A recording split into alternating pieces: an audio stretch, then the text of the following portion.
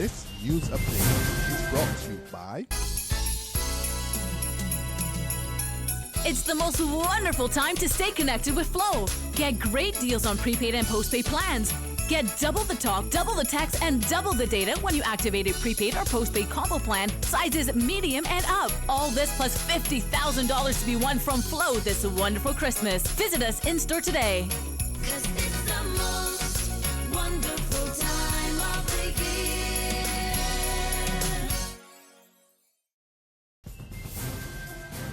It's Tuesday, January the 3rd, 2017, and this is your Barbados Today evening update. I'm Emmanuel Joseph. Thanks for joining us. Topping the news at this hour, government is assuring Barbadians that their cries to urgently fix the growing and widening potholes across the island are being heeded. In response to the chorus of discontent being expressed over the state of the roads, the Ministry of Transport and Works said in a statement that an aggressive asphalt reinforcement program was being implemented to tackle the problem. The ministry said it has even started reconstructing many of the existing roads. The ministry said it has also embarked on an island-wide road upgrade, which will see roads in all 11 parishes being paved. The fisherman charged in connection with the more than $500,000 drug haul at the Bridgetown Fisheries Complex on December the 29th has been remanded to jail. When 52-year-old Austin Leroy Small of Chancery Lane, Christchurch, appeared before District A Magistrate Douglas Frederick this morning, he was granted bail. However, Small could not secure his surety and was therefore sent to prison to reappear on January the 31st. Small is facing 4 charges: possession of 152 kilos of cannabis, possession with intent to supply, trafficking, and importation. Thousands of retirees in Barbados will soon be protected in their golden years by new insurance cover. President of the Barbados Association of Retired Persons, BARP, Ed Bushell, tells Barbados Today that the previous Golden Health Insurance Plan, which was cancelled by the Insurance Corporation of Barbados Limited, is expected to be replaced by another company. Bushell said all that's left to be done is for BARP to discuss the new plan with members. What we can say is that we are actively seeking to replace the medical insurance scheme that was lost, and we have been working on it since last year. We are very close to getting a new scheme, and we intend to meet with the members of BARP on the 14th of January to advise them about the new scheme and to get the approval as to whether or not they want to proceed with it. Operators of privately owned public service vehicles are happy that 2016 has ended with several outstanding issues having been resolved. Chairman of the Alliance Owners of Public Transport, Roy Raphael, says that following protest action late last year, Minister of Transport and Works Michael Lashley and the Transport Authority responded positively to their concerns and settled a number of outstanding matters. Among those issues were lighting in the river bus terminal and parking for 3W's vans. Raphael told Barbados Today that with the intervention of the minister and the establishment of a ministerial committee, he expects other outstanding concerns such as the picking up of passengers onto the street by inbound buses and the request for higher bus fares would be resolved this year.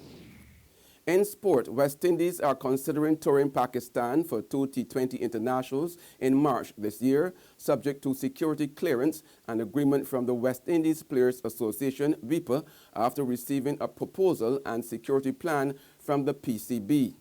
WICB Manager of Cricket Operations Roland Holder said the WICB has received a security plan from the PCB, which has been forwarded to the Internal Security Manager, WIPA, and an independent international security firm, which the WICB has also engaged to provide a security report.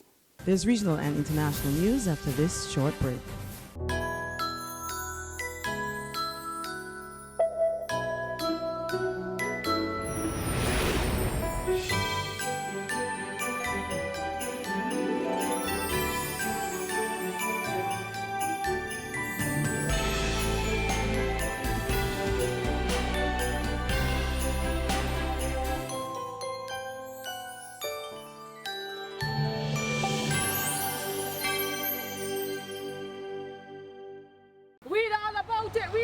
about it. Get your paper. Only 225. Miss, get your paper. You again with that stale news from yesterday. I got the Barbados today on my phone, and I just get my news for free. What do she? The Barbados Today, news you can trust.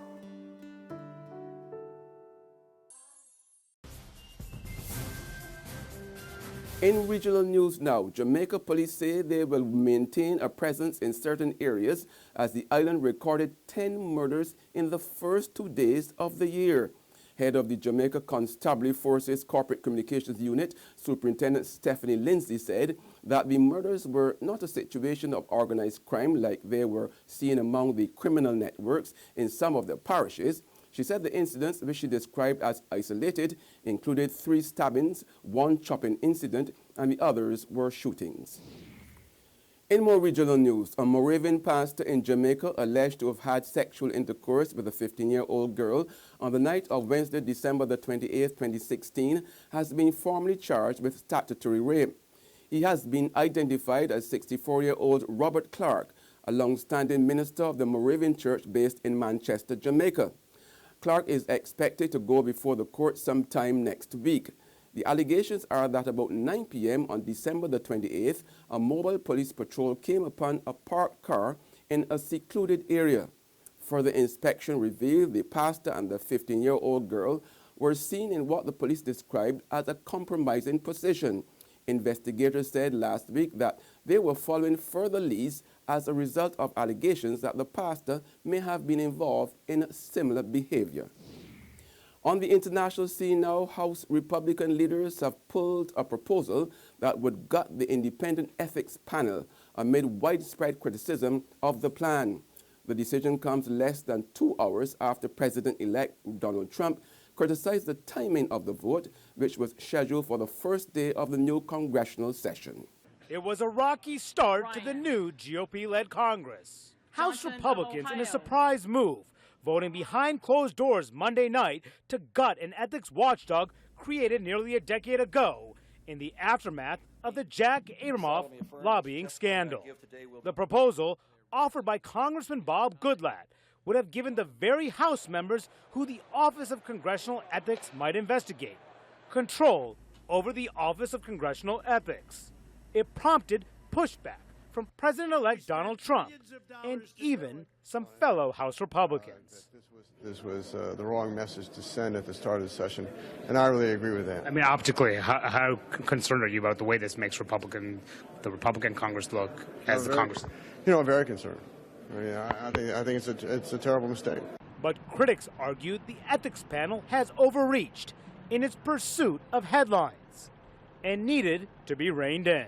I support it just because I think it's, first of all, I think it's duplicative, but at the very least, in my view, it requires greater oversight than it has. The proposal prompting outrage across the political spectrum, from government watchdog groups, Democrats, and even Trump. That's news and sports, but for the very latest, visit our website at www.barbadostoday.bb. Also subscribe to our e-paper, email updates, and like us on Facebook. We are also on Izumi Media in bus terminals or screenplay at supermarkets and gas stations near you, as well as Channel 99 on Flow TV and Mix 96.9 FM. I'm Emmanuel Joseph. Have a fantastic evening.